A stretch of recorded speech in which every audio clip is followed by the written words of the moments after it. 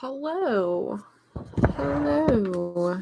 Okay. Let me get myself okay. All right.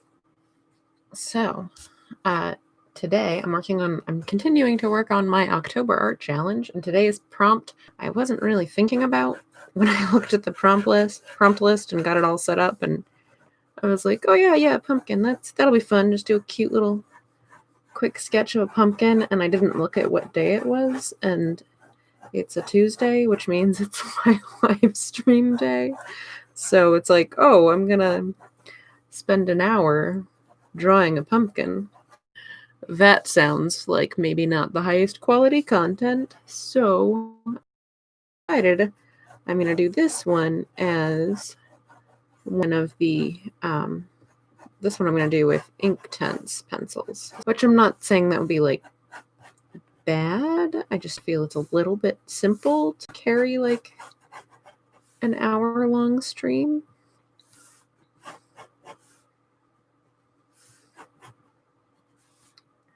Just saying. Also, while looking for reference photos, because I do have a reference photo on my other screen while I'm doing this. Hello, hey, it's Ben. Hey, Ben. I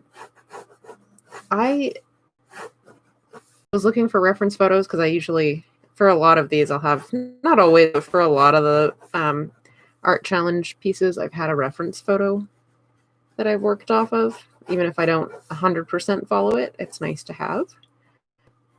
But I was looking for reference photos of pumpkins like on the vine, and that is actually incredibly hard to find.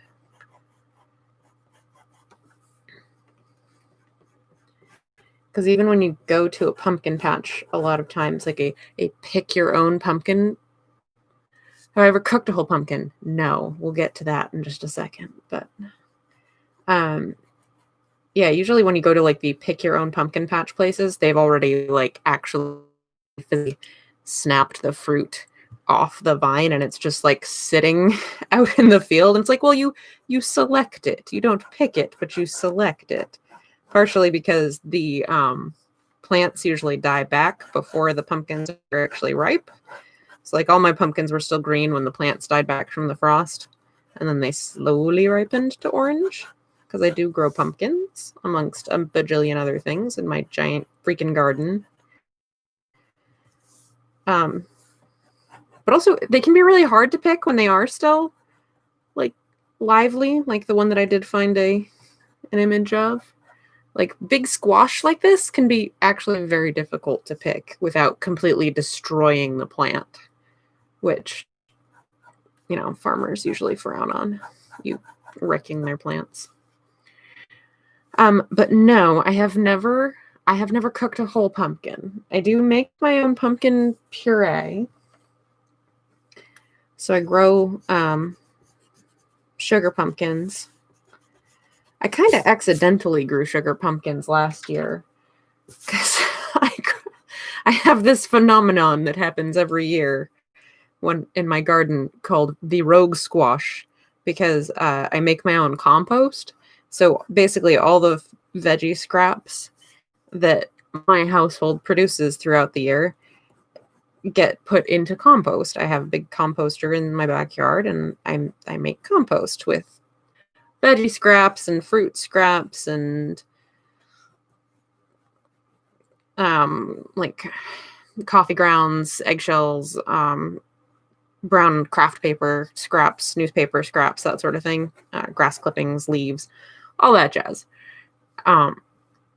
Because composting is pretty cool, and compost is expensive if you don't make it yourself. When it's like, I could send it to the landfill, or I could use it to grow my own food. So I use it to grow my own food.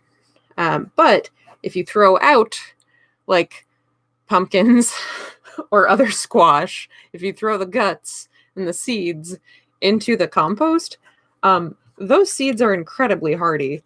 So as it turns out, despite the high temperature that a compost bin will get to, like that thing will be out there steaming all winter. But somehow somehow those particular types of seeds, squash of all varieties, survives that process just fine. And so then after I spread my compost and I'm like planting my other plants that I actually intend to plant every spring, and then I suddenly get all these squash plants that spring up like weeds all throughout my garden. And sometimes, and I like if they're in a spot where they're going to cause a problem, like where they're going to choke out other things that I want to grow, because I do also grow some squash intentionally. So if they're in like a really bad spot where it's like, okay, you're going to cause problems for my other plants, then I'll pull them or I'll relocate them to a space where I have a little bit more room, because I don't know what they're going to be. Because a baby squash plant, all baby squash plants look the same when they first sprout. They all just look like it's a squash. There's two big fat leaves, two big fat veiny leaves, and then and I know it's a squash, but I don't know what type. And so like last year I accidentally grew a sugar pumpkin that way, where like I had gotten one from the grocery store or farm stand or something, and threw the guts in the compost, and then accidentally grew a sugar pumpkin. And I was like, okay, well, that came out really good, and I liked having a fresh sugar pumpkin, so I guess I'll do that intentionally next year. So this year I intentionally grew a sugar pumpkin and accidentally grew a whole bunch of mutant spaghetti squash, because they had cross-pollinated the year before with acorn squash and summer squash. So I grew a whole bunch of mutant squash, and I grew a bunch of rogue, the little baby decorative pumpkins. We're on our third generation of rogue baby decorative pumpkins from the compost. Those have all been scions of the one time my son brought home a little baby decorative pumpkin from school in kindergarten. I'm kind of curious how many years we can go never planting the little baby pumpkins and still getting them.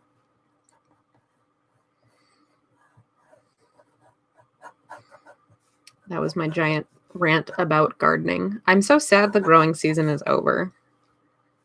I'm so incredibly sad that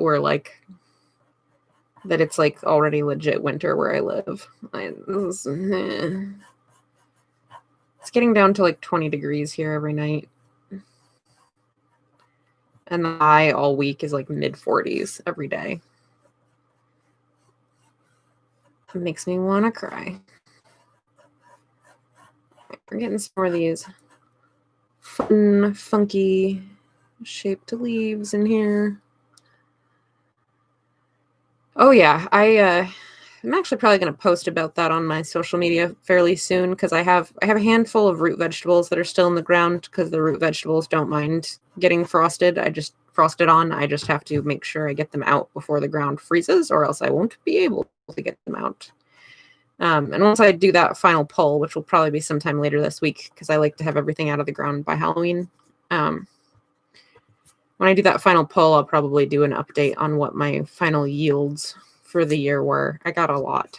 I actually kept track of everything this year. I usually don't, just because it gets a little overwhelming when you're like processing 10 pounds of produce a day, because it's the middle of August and everything is growing so fast. But I did actually keep track of it this year, and I'm kind of excited to see what the final totals for everything are going to be.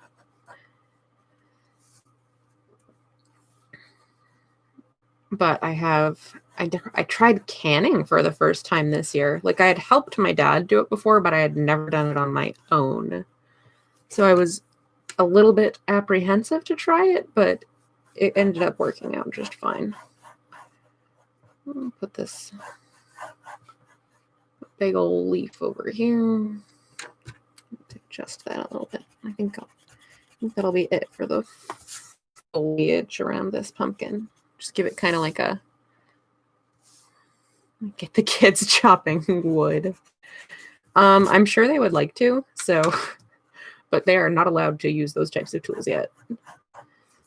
So this weekend, while I was cleaning up some of the garden, like pulling out all my like little stakes and fencing and everything, and cleaning one of them, just getting it clean and clear for the winter.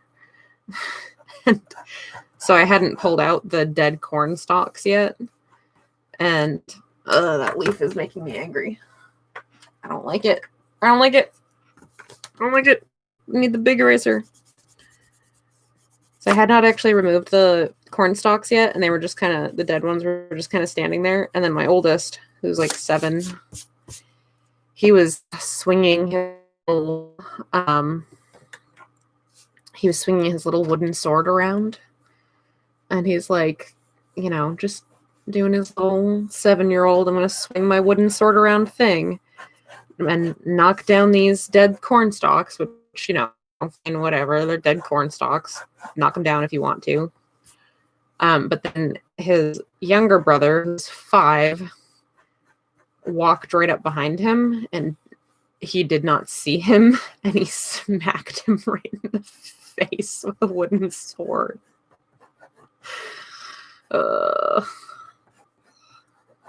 Life with small children. There was screaming and a slight scraped nose and bruise, but everybody's fine.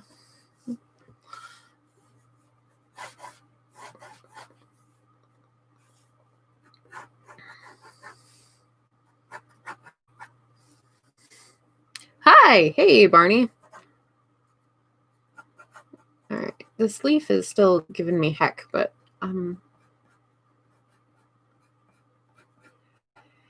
yeah, I would not say that my dad taught me how to do it. More like he just made me help him, and I kind of learned some stuff through osmosis, and then I had to kind of look everything up and relearn it. That was kind of my dad's teaching style. Was like, you just stand there and be manual labor, and maybe you'll absorb some of this information.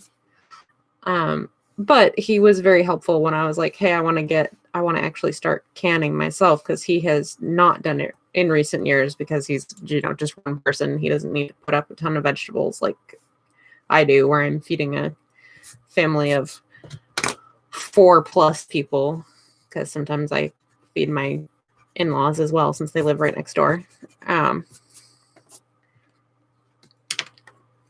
So he still had all his equipment, but he wasn't using it anymore. So when I told him I was getting back into it, I was going to start really getting into it, he was like, oh yeah, here, you can use my old water bath canner, and I've got a bunch of old jars and some leftover lids and everything. And so he was helpful that way. All right, so I think that's what we're gonna use for the underdrawing. Erase some of these straight lines a little bit. That's what we're going to use for the underdrawing. And I'm going to start using these lovely things. They're some of my favorite supplies. They're so much fun. I have the box here for some reason. These are Derwent Inktense pencils.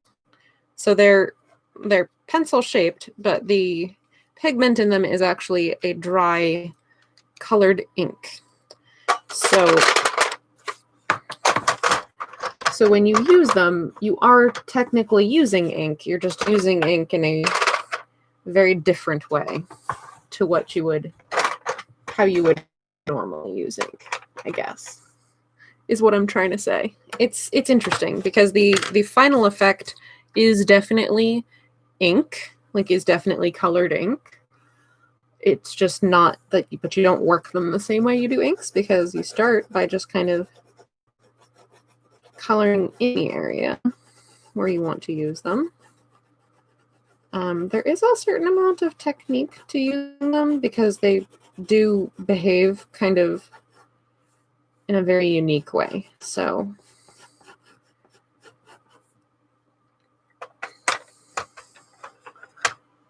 that's sun yellow, that one's mustard.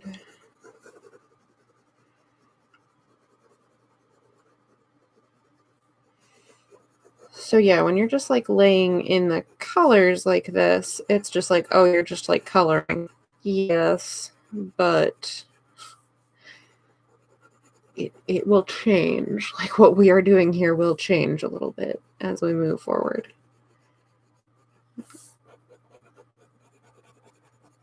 But I like these because I can I can take the more like slow and building approach like this to developing my color, which doesn't come out looking exactly like it looks on here. There's a learning curve there too, where the what this color looks like as it's going down on the paper when it's dry is not exactly the same as what it's going to look like once I hit it with water. And that's just something you kind of have to learn every time you pick up a new one of these, is like, okay, what does it look like when I'm using it on the paper? But what does it really look like? Because that's not always the same.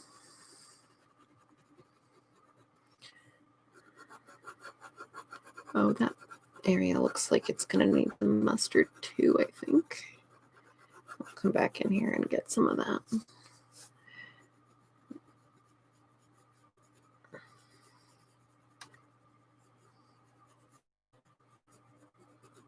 Oh, whoops. All right. Well, okay.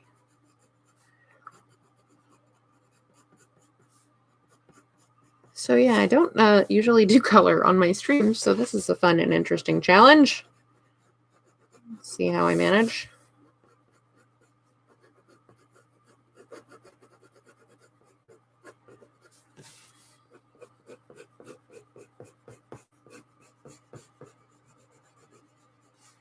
You'll see when I hit it with water too that it works a little bit differently than I think probably any other medium that I've used, including water-soluble colored pencils, which is a similar medium, but definitely not the same.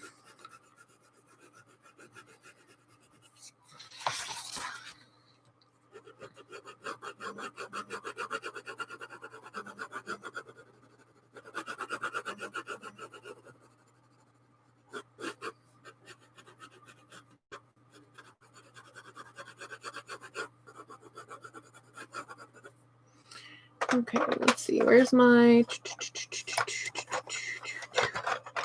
What color is this? Baked Earth. I use this one a lot. I like this one. It's a nice orangey brown. So I use that quite a bit. So yeah, as you can see, like the colors look very muted at this point, and they really are not when you start applying water. And so you kind of have to, part of the learning curve with them is kind of learning like what that transformation is going to look like, because it's pretty dramatic sometimes.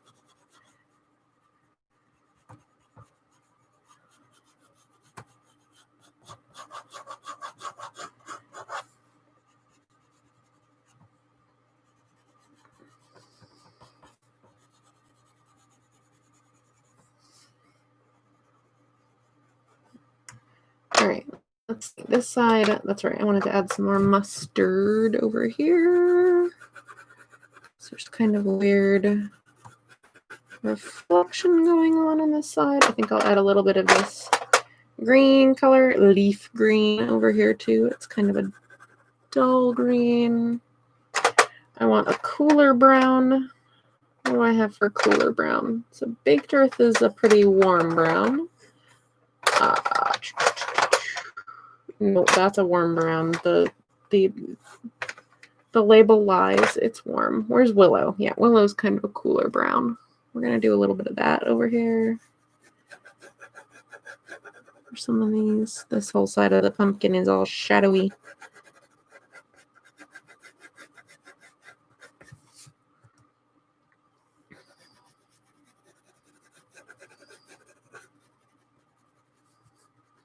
There's a shadow from the stem.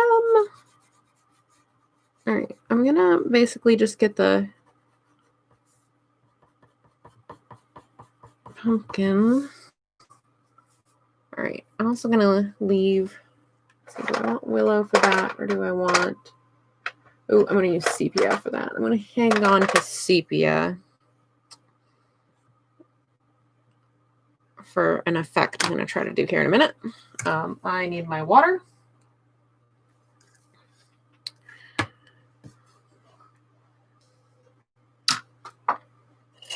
I'm not prepared. Hang on. There's my brush.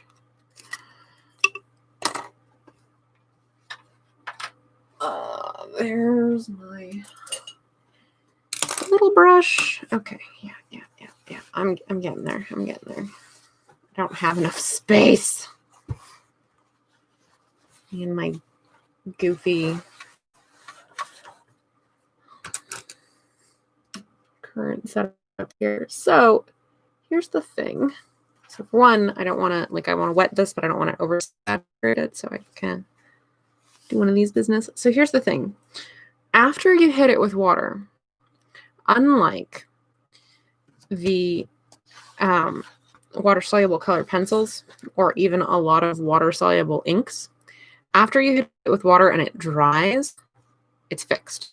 You can hit that same spot with water again and nothing will happen. It will stay put. That is, for one, really tricky. That's a really tricky part of the learning curve, and you definitely have to build it into the way you use them. Oh yeah, that needed even more cool color to balance that out. Okay, that's okay. That's still warmer than I intended. But so now this line that I just put here for the shadow, for the stem, that's going to stay there. Like once that dries, if I go back over it, nothing will happen. So you do want to make sure that, and they dry pretty fast, so you do want to make sure that you get everything as blended as you want it when you get it with the water, because, and you can see the vibrancy that's coming out now too. Because if you try to go back over later, because you go, oh, there's a spot where I didn't really blend it in that much. Too bad, so sad. It is stuck.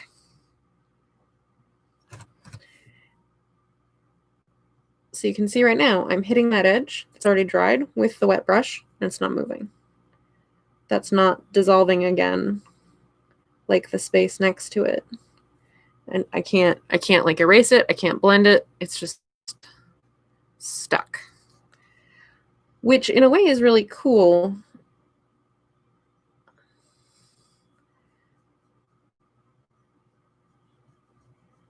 Because you can do certain spots like that you want to be like have a sharp edge and have other things around them be nice and soft, and that like if you do that sharp edge first, then it's fixed and you can squiggle all around it and not worry about it. So it's an interesting feature of the medium, and you can definitely learn to work with it, and if you're not expecting it, it can definitely screw you up. But I personally think it's really cool. This whole pumpkin is nowhere near dark enough. I will have to do another pass on the shadowy side.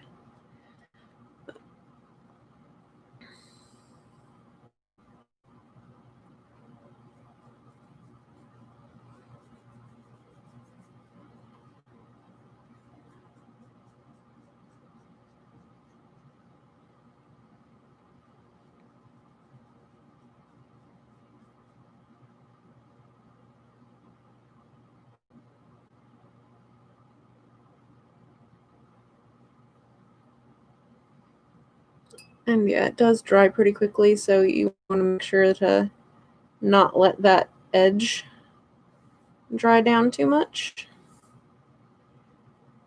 Like,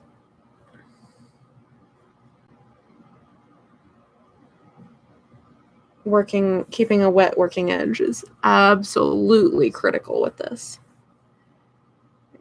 Start in the middle here because I don't want the other, I want to leave like a very light area.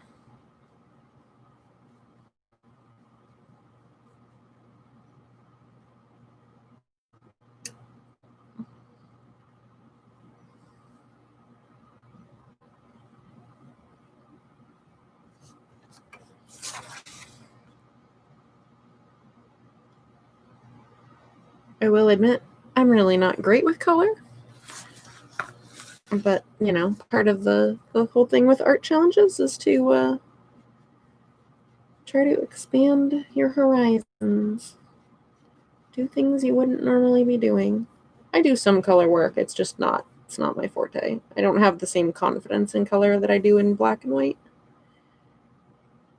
Although I will say over the last year I've been I've been pretty pleased with the amount of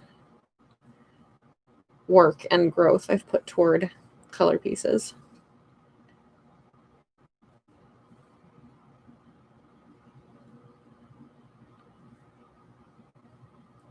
But still, long way to go to come anywhere near the number of hours I've poured into working in black and white. So of course I'm going to be more confident in black and white.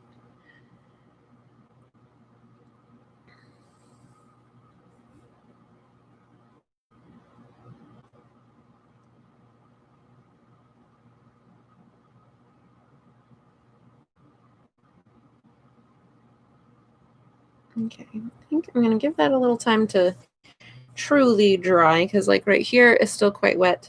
Over here it's not wet anymore, but it's still a little, there's moisture there. A little moisture there. So I'm going to work on the stem a little bit while I let that section cool before I go and do another pass to kind of add a little bit more darker and cooler shadows to this side, because it's very, very not anywhere near as dark as I would like. I'm pretty pleased with how this side came out. This just needed a little more. Just need a little more. We'll get there. All right, let's see. Well, that's a cool color. I might use some of that. I'm definitely, I might actually use a fair amount of that now that I'm looking at this reference picture again. Yeah, that's a way more dark bluish green than I thought. All right, we'll start with the leaf green, which is kind of an olivey color. Derwent makes like a ton of these colors, but I always am weird. Like they are difficult to find in stores. Every time I go to an art supply store, I'll see they'll have the little Derwent, sales rack, and all of the Inktense slots will be empty. There will be like 4 of them, and it's usually the 4 of the colors that I already have 3 of at home, and I'll buy one anyway just to make sure I don't run out. But yeah, it's not the type of art supply that you usually find a ton of in stores. And so then I'm always like, oh, I need to buy more of them online. But it's weird buying art supplies online, especially anything with a color to it, because the colors are just so not representative most of the time. You go to buy an art supply online and you're like, okay, cool, it's like a light lilac-y purple. And then it shows up and it's like vibrant magenta. I'm like, that's not what I wanted. That is not what I thought I was getting here.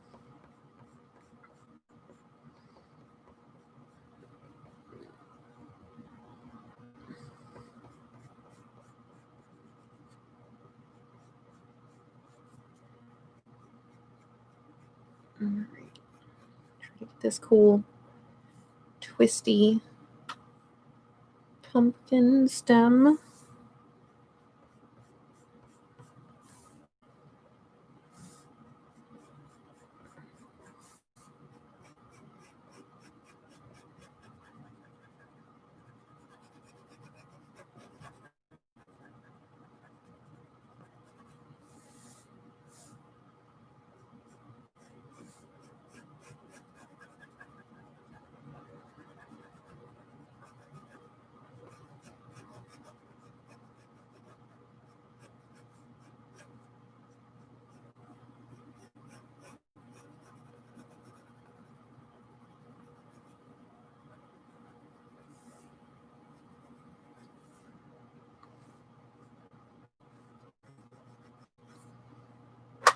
All right, we'll get a little bit of brown on here. No, not Victor. I'm going to go below. Just to kind of give this more natural tone. I'm going to add a little bit of, where'd you go? Deep indigo to some of the shadowy parts. So that's pretty all. All right, iron green again. Yeah. That's pretty more. Like that. There we go. Okay, so I'm gonna add a little indigo to some of that, to some of the shadows there. All right, so I'm going to actually use this one. What are we doing on time? We're about half an hour in. Okay, we'll see. We'll see where I manage to get, because I want to get these nice little, so this is kind of what I was talking about, where you can get these nice little dark lines that are going to be nice and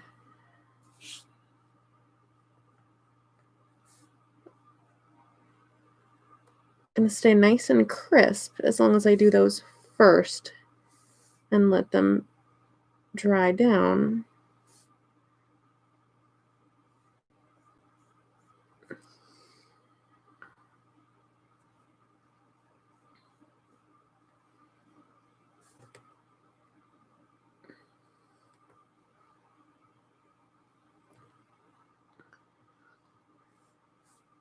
And I'm still leaving a little bit of the iron green to blend with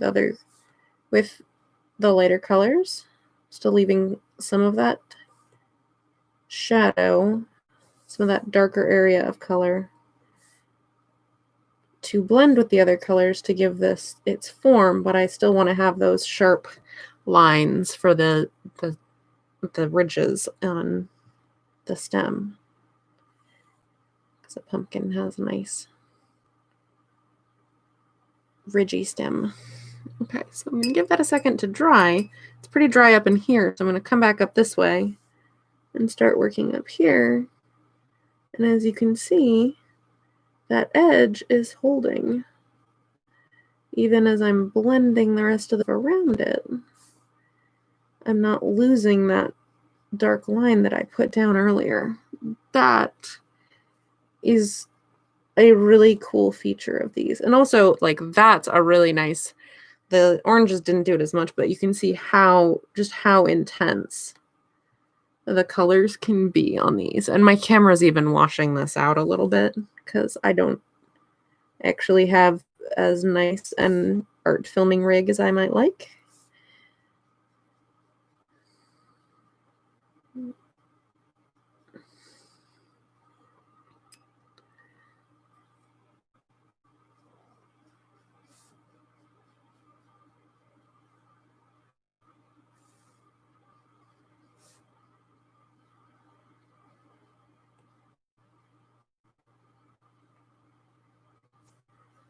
And there, that's a nice little pumpkin stem. Very cute. All right, this is all a lot drier than it was, so I'm going to give this another quick pass here. I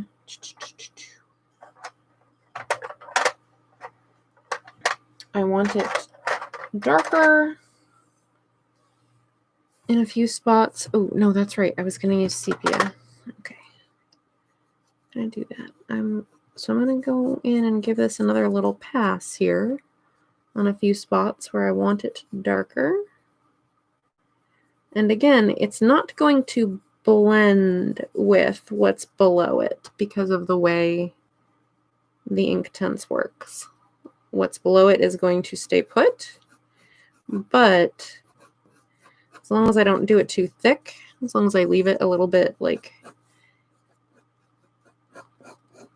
make it more, not do a ton of the pigment, like don't put the pigment on super thick, and use a fair amount of water, it'll be a nice wash over it, is the theory that I'm operating on currently. We'll see.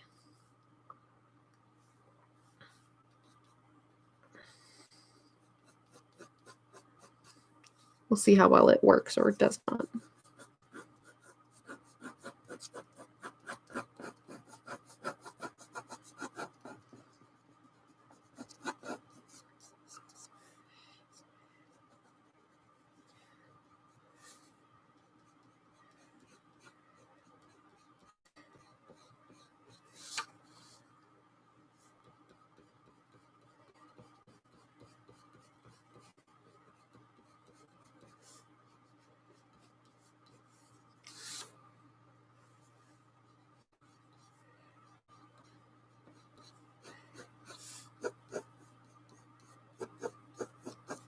right, let's see how that works.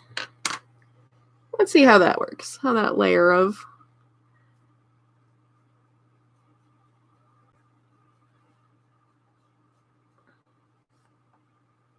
that seems to be helping to add some definition over here anyway.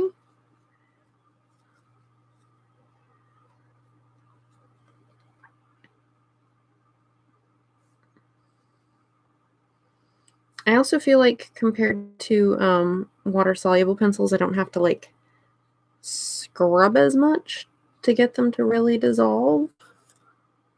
I think most water-soluble colored pencils I've ever tried, I felt like I had to like fight with it to get them to actually... Oh, thank you. Yes, stem. That's the stem. The vine, I guess, would be the stalk. I don't know. Pretty pleased with how that came out. What was I saying? Oh, yeah. Yeah, so in like... I feel like in water-soluble colored pencils, I always have to scrub really hard with the brush to get them to truly dissolve and to not still see the lines that I initially made with the pencil. Like to get that to truly dissolve, I always felt like such a chore. And these Inktense ones, they dissolve like instantly when you hit them with water. You hardly have to scrub at all. Which again, can be good, can be bad. It's just a matter of learning to work that into your technique. Okay, I do feel like adding this layer of the sepia was the right call for adding some definition to this pumpkin.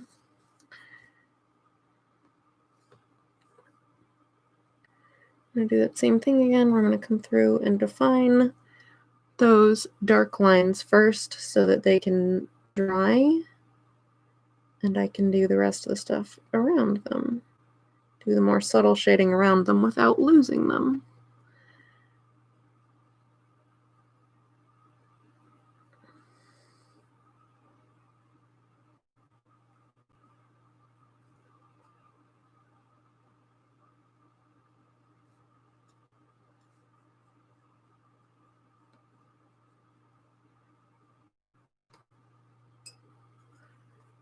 All right.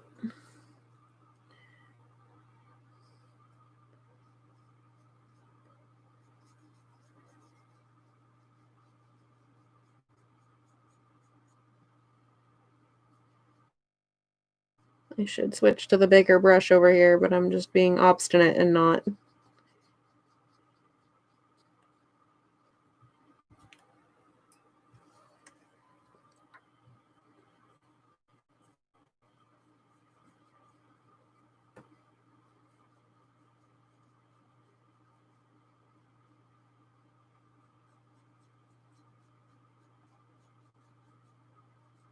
A little bit of like reflected light back here, so I don't want to get this area too shadowy.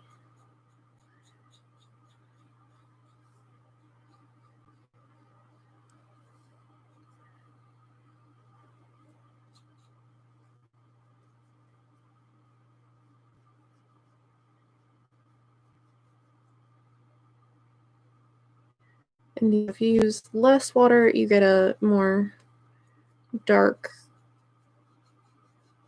and controlled pigment, and then if you use more water, it thins it out and it's a little bit more runny and does whatever it wants. So, much like regular ink wash. Okay, I think that helped add some definition to my pumpkin. It looks more like it actually has a light and a dark side now instead of just a light and a mushy side now. I don't know. It didn't have much definition before. I think that helped a lot. And you can also work on top of it when it's still a little bit damp. You can come in and then it'll be a little bit like, it'll be a little bit bleedy when you do that. And so you can get some fun texture that way.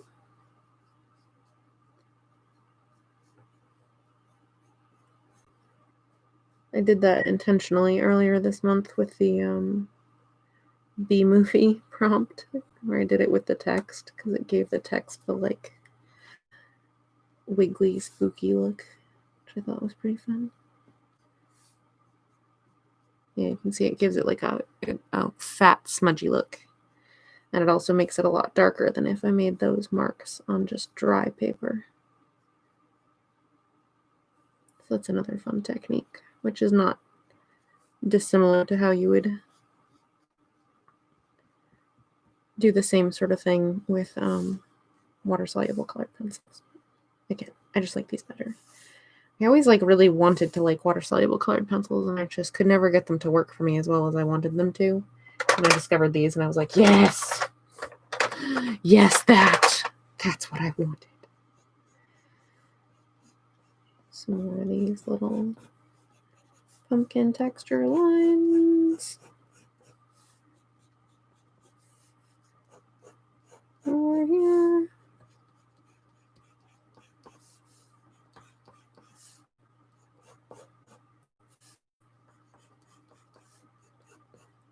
Has anyone carved their pumpkins yet? Carved their jack-o'-lanterns? I have a couple of carving pumpkins sitting on the steps that need to be carved, and it hasn't happened yet. Kids keep asking, when are we doing that? I'm like, soon? Just haven't quite gotten there. Haven't quite gotten there yet, kids. I'm sorry. All right, I've got a bunch of leaves left, and we've got like 15-ish minutes. So let's see how much of this I can accomplish in like 15-ish minutes. These are nice and bright green.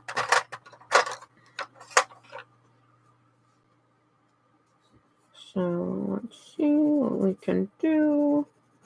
I don't necessarily need to give them like all the definition in the world. I'm holding a pencil in my mouth, which is why I sound silly. Sorry. I got 3 nights left. It's fine. It's fine.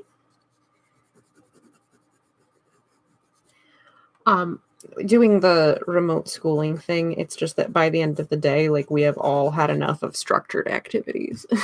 Like, by the time they have finished their schoolwork, it's like, do you all actually want to sit around and do a project with mom? No, you've been doing projects with mom all day, and they haven't been much fun, and now you just want to go run around, which, fair. I want you to go run around now. I want you to get out of my house and out of my face for 5 minutes. Like, we're all well and truly done by the end of the school day. So yeah, I think that's probably a major contributing factor as to why pumpkin carving has not happened yet.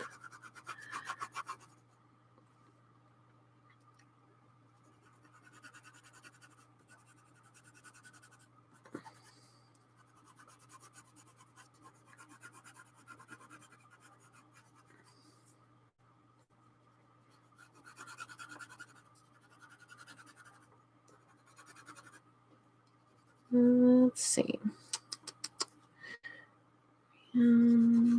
Let's see.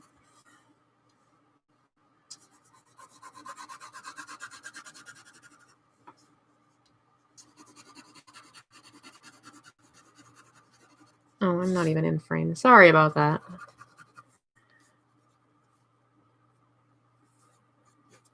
These fun little stalks. Okay. We're gonna add some yellow to some of this.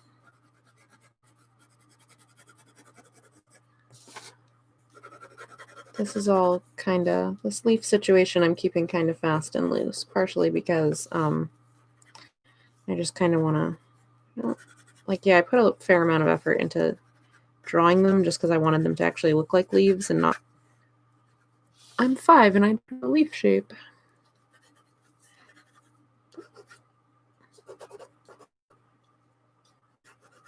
But I also, you know what I'm going to do first is, where is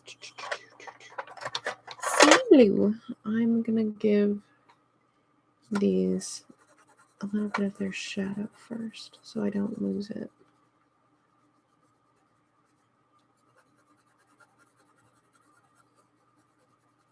Not that it really matters what order I do this in, but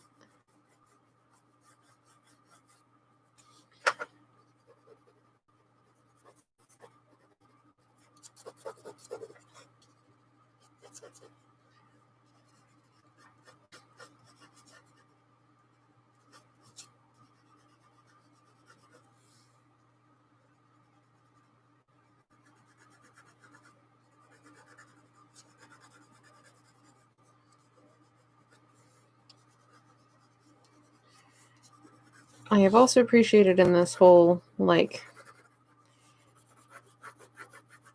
art challenge thing is that one of the things that it's forced me to do is to just go for it. Like, is what I'm trying to do going to work out? I don't know, but I gotta do it now. So we're just gonna go for it and hope for the best.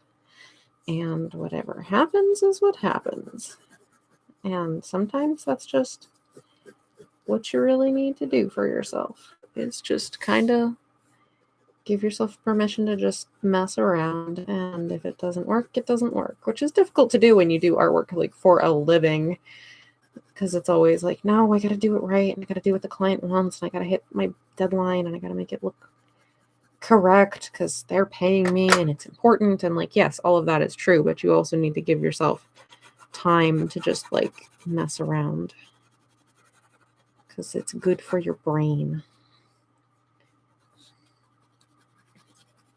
to just kind of mess around sometimes.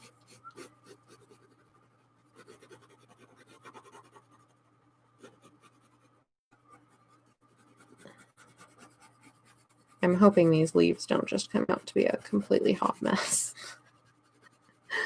Could go either way.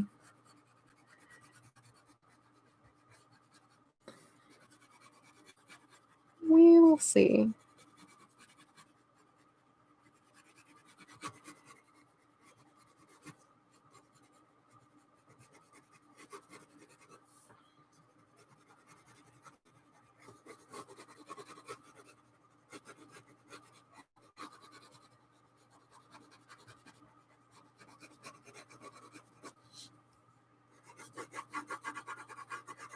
Maybe it'll just look like a bunch of impressionistic green blobs around this pumpkin. I don't know. And maybe that's fine.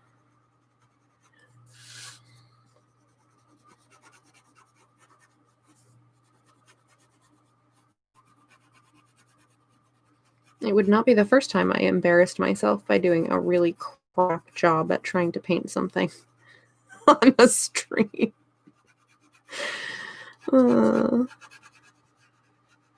I will say again that failure can be instructive. That's right. Appreciate me failing for you, people of YouTube.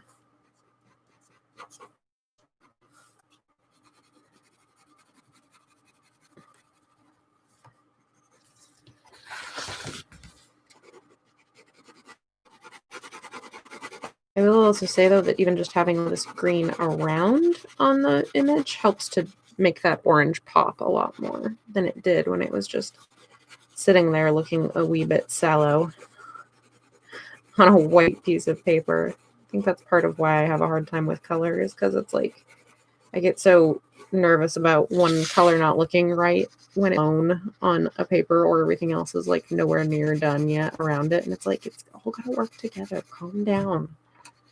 Don't freak out yet. You're not done yet.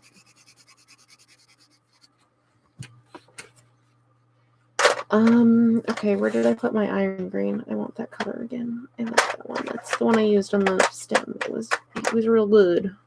Is that it? Yeah, that's it. Okay. Let me do some more of that over here. Behind the pumpkin / under the pumpkin. We're at 50 minutes. Okay, I try to keep these to just about an hour, so I'm going to try to finish this up. I'm going to try to do the water on this. I'm going to call this good enough and see what happens. We're going to see what happens. I'm going to call this as done as it's going to get at the end of the hour. So while I am working on the water on this, I'm also going to do the thing where I tell you all the things. I'm Amanda Cole. Thanks for hanging out with me while I worked on this today. I do these streams. Right now I'm doing them every Tuesday. I try to do them every week. I'm not going to promise it's always going to be Tuesday. I will try to update you if I change it, but for right now it's Tuesday evenings around 7 or 8, depending on or rather 8 or 9, depending on what Eastern, 8 or 9 Eastern, depending on what other chaos is going on in my life at that moment in time. But if my time does jump around a bit, a good way to avoid that messing you up is to subscribe to the channel. Make sure that you have it set up so that you're receiving notifications. And, you know, if you think this is cool, you can like this video or any of my other ones and tell people about it. Be like, hey, look, this lady likes to draw and paint, and yammer on about it. I'm currently in the middle of my October art challenge, which is a new ink piece that I record myself doing and upload every day in October. This is day 27. They've mostly been pre-recorded time lapses, but I still wanted to do my weekly live streams, so I've also worked in some of them to be weekly live streams like this. So most of the October Art Challenge are time-lapse videos. They all have their own little playlist if you want to watch those, if you want to just chill out and watch art magically appear super fast. But the October Art Challenge is not the sort of thing I do all the time. Usually, the big thing that I do is my webcomic Age of Night, which you can find at ageofnight.com. That's AGEOFNIGHT.com. It's a webcomic. It updates every Wednesday.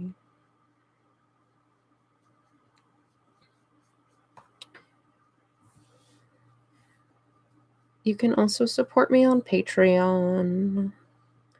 And then you get the webcomic pages a week early, plus other cool stuff. And that's patreon.com/ageofnight. Same spelling as the webcomic. You can find me on Twitter at Age of Night, also the same spelling. AGEOFNIGHT. And you can find me on Instagram at Amanda Call Art. I will be posting this image to Instagram and Twitter as soon as I go off the stream here, because I'm gonna call this done whenever I cut the stream, because I'm just not gonna fiddle with it a whole bunch more. It was a fun little exercise, but I'm not like super invested. I'm not gonna make this be something I'm like, the parts that I want to be super detailed, I got super detailed. I'm not as worried about the leaves. It's really more just I want to get the right kind of around them. To emphasize, yes, it's a pumpkin in the pumpkin patch. I suppose I should have probably added like brown dirt around it. I don't know as I care that much.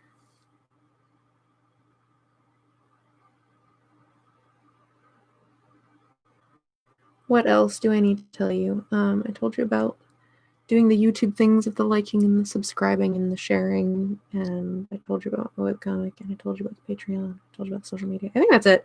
I think that's all the things. It's hard to keep up. I used to tell people about what events would be coming up, but I have not had a Comic-Con in a year today. My last Comic-Con was a year ago today, which I am very sad about. I miss seeing people so much. I miss seeing people at conventions so much. I miss the energy at conventions so much. I miss my con family. I miss getting to tell people about my work and them getting to discover it. I miss leaving my house and doing things in general.